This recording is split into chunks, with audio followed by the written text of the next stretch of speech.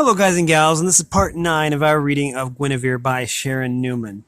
Again, we're going to go over the copyright information here. The book is copyright 1981 by Sharan Newman. I have the author's written permission to read this book on my stream, on my channel. This book, along with, this book being Guinevere, along with the Chessboard Queen, which is the next book in the series, and Guinevere Evermore, are for sale still. And so check that out. In the last book, in the last part, Merlin confided to Gwynlyn the parentage of Arthur, him being the son of Uther. During that time, Arthur, Geraldus, Mark, Kate, C, and several others went on a quest to find mythical creatures, and all the while, Gwynlyn found a unicorn. So let's pick that up.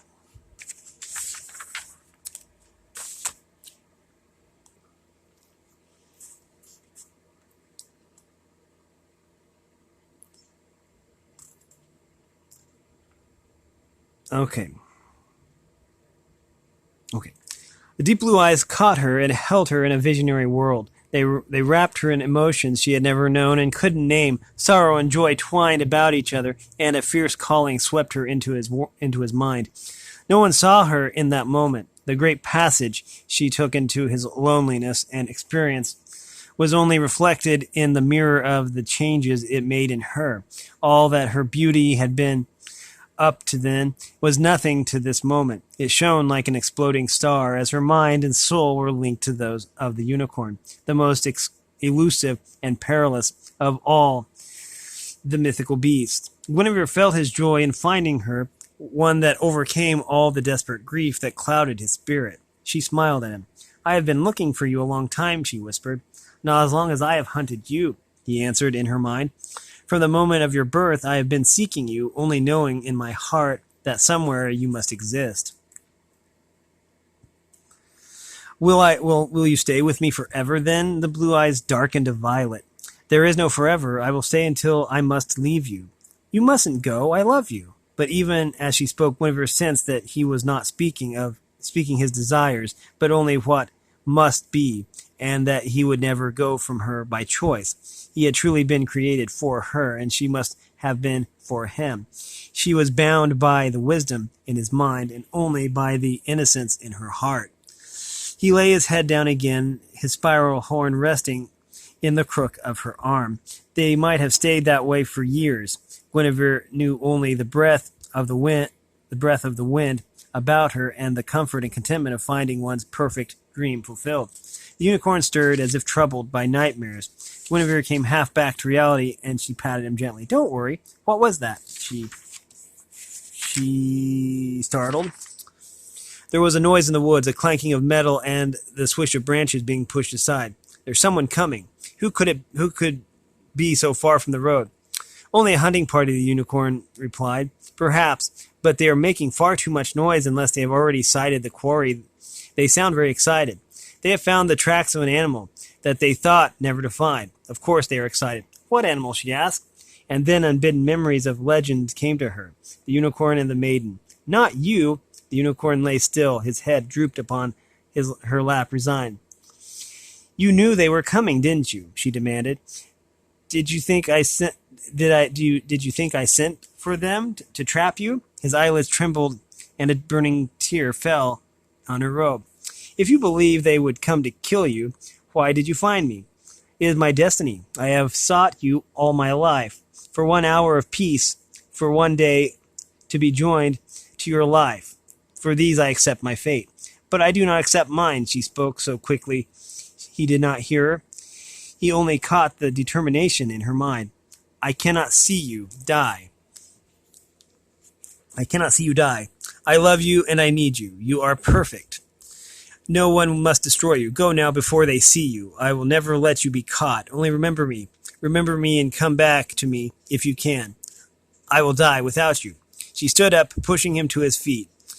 He shook his head as if coming out of a heavy sleep. Please, she begged, run. Give me the hope of a moment again with you. Run. The glorious animal rose to his hind feet and pranced, pawing the air. He still made no sound, but he directed as Guinevere, a joy so intense that she felt bathed in the grandeur of it. I will find you, he promised, and then he was gone, leaving only a print of his cloven hooves in the grass to remind her that he had been there at all. She stood where he left her in the center of the clearing, uncertain what to do. The voices were coming closer. The words could be distinguished. They go this way, one shouted. See here, clear and sharp. Hurry, I want to see what kind of thing could have made these. There was louder clatter, and more people tried to push their way through the high undergrowth. Just as they broke into the clearing, Guinevere turned so that the sun shone from behind her. She couldn't see the men as they appeared on the edge of the clearing. They entered one at a time, each saying something to one behind them. Then they saw her and stopped. Guinevere heard the first one gasp. She wasn't afraid of them, now that her precious unicorn was safely away. But they seemed afraid of her. She smiled to reassure them. She had no idea how she appeared to them, still bathed in the radiance of her encounter, with her hair undone and the sun creating an aureole about her. She only wondered at their strange behavior. The first man stumbled forward, his eyes never leaving her face. The other two followed. Just as she was about to greet them, they dropped their knees, bowing their heads, and this startled her, especially since she suddenly recognized one of them. While they were looking down, she ran from the safety of the trees and hurried back to the hermitage. She disappeared as swiftly and silently as the unicorn before her. A moment later, Giraldus and Mark arrived in the clearing. Arthur staggered to his feet, his eyes glazed with awe. We have seen a vision, he breathed. The Holy Virgin herself. Looked at him oddly. No, there were flowers all around her. She was a goddess, surely, the guardian of this place. Kate stared at them both. It was Epona, he said firmly. I heard the whinny of the celestial horse just before we saw her. Giraldus looked at Matt, who shrugged. There were too many branches in my way. I saw nothing. Then Giraldus spied something in the grass near the place the vision had been. He walked past the still befuddled men and picked it up. It was a small jade pen, set in gold filigree. He nodded. His guess confirmed. Guinevere. Chapter 7. Arthur remained convinced that he had seen the Virgin Mary in the forest, and nothing anyone said could change him. Mark and Giraldus tried. But you didn't see, Arthur protested. How can you doubt my word? She smiled at me as if blessing all my endeavors. They wanted to tell him that it couldn't be, but they were hampered by their unwillingness to admit that it was only Guinevere. There was something strange about the whole episode, they thought. Why hadn't Kate recognized her? He had known her ever since she was born. They shrugged and kept silent. Certainly this only renewed Arthur's confidence in the divine approval of his cause. I shall have her image painted on my shield, he insisted. She shall be my protectress and my inspiration. If only you had seen her too, you would then understand. She was so beautiful and so remote, and yet I could feel her kindness and wisdom surging through me just from a glance. Mark and Giraldus gave up. There was no point in trying to argue with a fanatic. Besides, his vision seemed only to have strengthened him to do what he had already intended, rid the country of the Saxons. That was all to the good. So next week, Arthur and his men rode off full of the righteousness of their cause and also the joy of gracious living and aged wine. The inhabitants of the compound watched them go with relief. Now they could return to normal. And now, sighed Gwendolyn, my Guinevere can come home. She sent Giraldus and Mark to fetch her. They went eagerly, hoping to hear from her what had really occurred in the forest. Guinevere came racing to meet them as soon as they appeared in the clearing. She had heard them singing at the top of their lungs long before they arrived in counterpoint with no melody, but she was oddly reluctant to return with them. I'm very happy here, and there is still so much work for me to do. she told them. Perhaps you could come back for me when the harvest is over and the honey gathered. It will be just a few weeks more after the frost, please. Mark was startled, not so much by her words, which he hardly noticed, but by her appearance. She was radiantly beautiful, as always, but her expression had changed. There was something in it now of worldly knowledge and sadness that one shouldn't acquire living in a mountain retreat. There was something strange and slightly frightening about her, and he made up his mind that she should come home without delay. Guinevere, he said sternly, our parents have missed you so very much. Mother is lonely for your company. Matthew, John, and I must go back to our units soon to train for the spring invasions. Will you not come home to wish us Godspeed? Guinevere's eyes filled. How could she tell them? If I go now, I'll never see it again. Who will let me go into the forest alone to seek him? How will he ever know where to find me? She thought. Unbidden, a voice came to her. We are one heart now. I will follow you until the end. Wherever you go, even into the deepest cave or the most distant shore, there also will I be. Guinevere blinked. Had the others heard it? No, they were still watching her, waiting for her response. I will come with you, she sighed at last. I do not wish to cause my parents sorrow, and I would be sorry to miss seeing you off, but I did want to see how Timon collects the honey. So Guinevere went home after bidding farewell to Timon and Gaia, and discovered that she really was eager to see her parents and friends again. Once the fear of losing her unicorn was gone, warm baths and meat pies also had not lost their charm. She settled in as though she had never left, but something about her had changed, and the ones who loved her noticed it, although they did not know whether to worry about it or approve of the difference.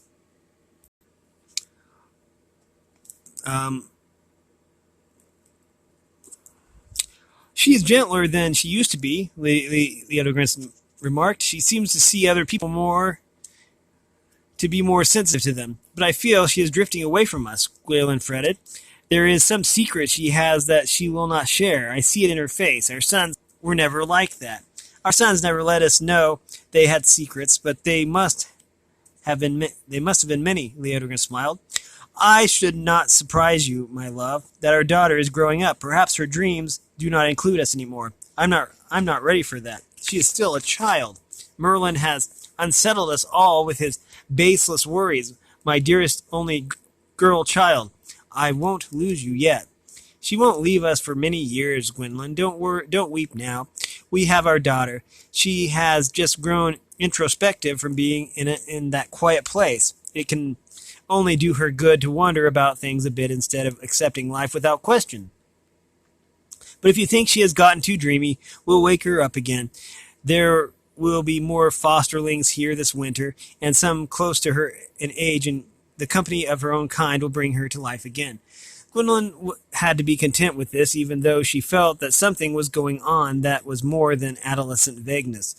Guinevere didn't feel herself to be any different. She thought others had changed while she was gone. This frightened her a little. Home was the one place which must be immutable, the steady center of a spinning world. Even the tiniest alteration disquieted her. Flora worried her most. She had aged during the summer. Guinevere had been gone. Her movements were faltering, and she often had to stop and sit a few moments before she could continue her work. Guinevere mentioned this to her mother with concern. Yes, Gwaelin was glad to know that Guinevere cared enough to be aware of the change. She is really a very old woman, you know, although she appears so vital that we forget it. Her children were all grown long before she came to take care of mine. I believe that Kate is really her great-grandchild, but she doesn't speak of her family. I had tried to cut down on some of her duties, but she is proud and very sensitive. You can help her, if you will, by giving her as little to do as you can. If I remember Gaia, she must have taught you a great deal about taking care of yourself. She was never one to pamper her guests. Guinevere laughed. Is that why you sent me to her? Yes, I can make my own bed now, and need not be reminded to wash my face. That is not a bad start, Gwendolyn said. I have neglected your education in that area badly. My dear mother always said that you should never tell a servant to do something you can't do yourself. How else will you know if they are doing the job properly? How else will you be able to train new people? She lived in another time, of course, when women had only the running of their house to concern them. At least, she paused. That is how I remember it. How odd. At any rate, one thing I have learned is that even if the winter is fierce, the Saxons are raiding the coast. All the pipes are broken and the entire family sick. Linen must still be aired and meals prepared. Are you willing to spend the winter this year learning all the dull routine of maintaining a household? Someday you may wish to run one yourself. It seemed a gloomy prospect, but Guinevere agreed. Winter was all rain and slush anyways, and no one could read all the time. Also, it was still a good while away. As Leodegrance had hoped, that autumn was busy and noisy with the games and intrigues of a house full of young people. Guinevere soon joined in. The unicorn moved to the edge of her mind, not taking up all her thoughts and dreams. He was still there, comforting, caring, but she discovered that she didn't need to be obsessed with him. He was part of her now, and there was no need to be constantly in touch. So she was able to awaken more to the people around her. Matthew, John, and Mark stayed to spend the early fall at home. They had promised Arthur to winter with him and help with the plans for the spring defensive. Guinevere treasured every day that remained at home. Treasured every day they remained at home. They rode and ran and told stories in the twilight. She was overjoyed to realize that they accepted her more as an equal now than ever before. They talked with her instead of around her as they had when she was a child, and Guinevere grew to love them as people, not just worship them as her great distant warrior brothers. Mark had always been her favorite, but now she started to see why. He was quieter than Matthew or John, who seemed always to be laughing at some joke, but he smiled more than they did, and there was more understanding in his eyes. He fought for his dream of a safe, unified Britain, not for any particular joy in battle. Matthew especially got caught up in the fighting itself and often forgot that there was a purpose to it beyond finding out if he could wield a sword or spear better than his opponent. He was the best soldier of the three for just that reason. His mind was occupied only by strategy. He was not distracted by ideals. And where Matthew went, John always followed devotedly. One evening, she mentioned her concern for Flora to them and her plan to take over some of her work. They agreed that the old woman needed help. That's a fine idea, John said, but you can't relieve her at the night work, and that is what is wearing her out now. What night work? Guinevere was puzzled. You know Mother would never make Flora work at nights. Don't you know? Her brothers all smiled. You never notice how often she's gone at night? You never wondered at all her charms and potions or the things she gave us when we were sick? You never saw the red and gold robes she keeps in her clothes box? Red and gold robes, Guinevere remembered the time that she had wakened in the night. But why? Guinevere, Flora is the local high priestess. She must officiate at all the rituals for her people. Don't be ridiculous. No one believes those old things anymore. And Flora is a Christian, just as we are. What could she be a high priestess of? Matthew answered, perhaps she was baptized, though I doubt it, but she believes in the old religion, and so do most of the peasants around here. They worship a dozen or so gods, but the main one is Epona, the horse goddess. Wait until the winter solstice and see if Flora is in her bed that night. She'll be out seeing to the sacrifices and tending the sacred flame. How do you know about this? Guinevere demanded. More importantly, why didn't she know? They all three looked guiltily at each other. Finally, John whispered, we found out years ago, but we never told Father and Mother, and you mustn't either. Flora caught us and nearly added us to the flames, but she never told them about it. We followed her. Guinevere's eyes went wide. Were they teasing her again? What did you see? Matthew's voice was low and eerie. An altar in a sacred ring of trees deep in the forest. All the people from the farms and even some from the house, from the house we, from the house were circled around it, chanting in the old tongue. And Flora stood alone in the center, dressed in her robes of red and gold, and holding a bronze knife. They killed a calf and sprinkled its blood on the altar, and on all the people. Then they burned it in the fire. As the chanting grew louder and louder, they burnt it whole without even saving a piece to eat. We went many times, John added. It was much more interesting than daily prayers. Sometimes everyone danced and sang, sometimes they all moaned and wept. It was about the most exciting thing that ever happened to us, since every time there was word of invasion, we were packed off to the mountains to hide. But finally one time, Flora caught us. We weren't quick enough climbing back in our window. I've never seen anyone so angry, Matthew shuddered. We promised we would never follow her again. I would have promised anything. Why didn't you tell Father? And be punished again for being out after dark? Besides, I think he knows about Flora. Haven't you ever noticed that everyone goes to bed early on Midsummer's Eve? And think of the gifts that the people bring to her every harvest time. He never seems surprised, although it would make more sense if they were given to him or the priest. They love her too, Mark tried to explain. She has been a part of the family since before we were born, as long as she comes to chapel with us and doesn't flaunt the old religion in our faces. Why should anyone bother her? Guinevere didn't answer. She needed time to think about this. What upset her the most was that she had never thought of such a thing, even with all the clues she had been given. It slowly entered her mind that she hadn't been very observant. When she saw Flora next, Guinevere stared at her as if she were meeting a new person. Flora had always been a servant, nurse, lady's maid to her. She examined the proud, lined face and noticed her straight carriage. She did give the impression of an unyielding personality. Guinevere tried to imagine those strong hands holding a knife instead of a comb. It frightened her. She didn't think of it again. Autumn blazed itself dry. The harvest was almost finished, and soon it would be time for the men to return to their unit. Giraldus announced that he had imposed upon their family much too long and would leave with them. I must see my family again before the snow begins in the mountains. It's odd how annoyed they are if I neglect to visit them each year. They are certainly happy enough to see me go. If you can tolerate me another time, you may look for me in the spring. As it turned out, Giraldus left a few days before the others. He rode out on old Pontius, splashing across the near empty creek. His singers gathered around him, all apparently singing gustily.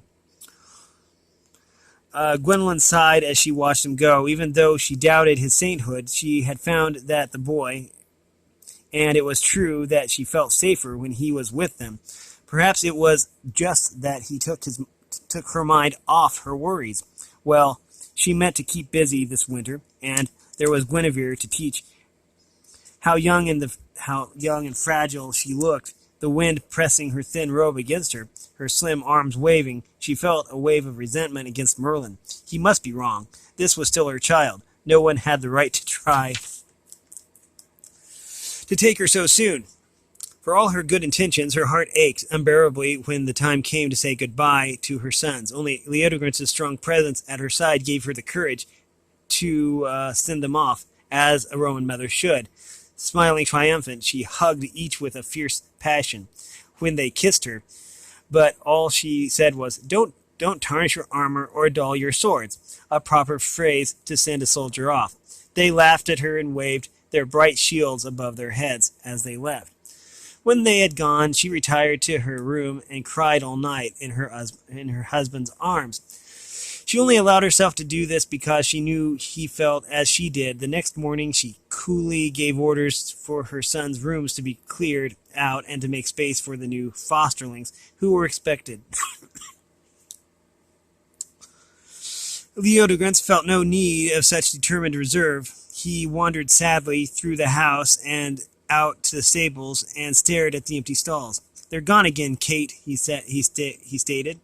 "I'm proud of them, each one, but I wish every time that they ride out that I was going in their place." So do I, sir, Kate whispered bitterly. So do I. When he was alone, Kate picked up a stick and jabbed and sliced vigorously at the straw stacks and wooden posts. Great dreams burned within him. Arthur's visit had not impressed only the nobleman. Kate had thought that all warriors were like Leodegrance, and his son's inbred feelings of inferiority told him that he could never be like them. But the others, loud, slovenly, lecherous, paunchy, Kate scorned them all. He was 1,000 times better than that sort. And if that were true, then he, the son of generations of slaves, could also be a fighter. He practiced constantly from then on, toughening his muscles and perfecting what he fondly hoped was swordsmanship. He weighed his stick with rocks to approximate the heavy short sword and cut a young tree to get wood long enough for a lance.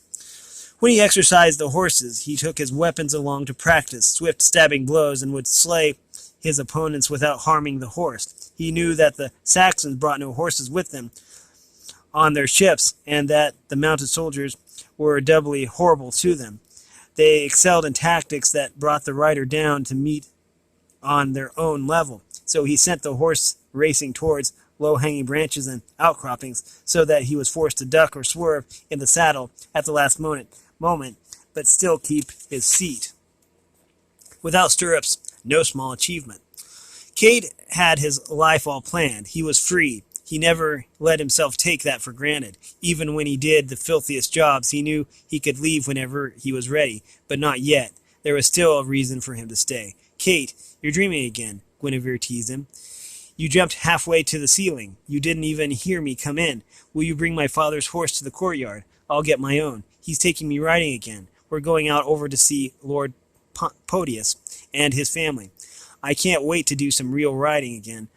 All I got this summer was with Giraldus, and you can hardly move then for fear of running over one of his singers. I thought I might not have another chance before the rains come. She ran past him, not even looking at him. Kate watched her a moment and then silently did as he was told. Soon the rains did come, and the household withdrew into the warm villa. The outside world disappeared, or was seen only through sheets of water falling from the porch roofs. All activity was moved inside, and Guinevere remembered that the time had now come for her to learn all those boring household tasks.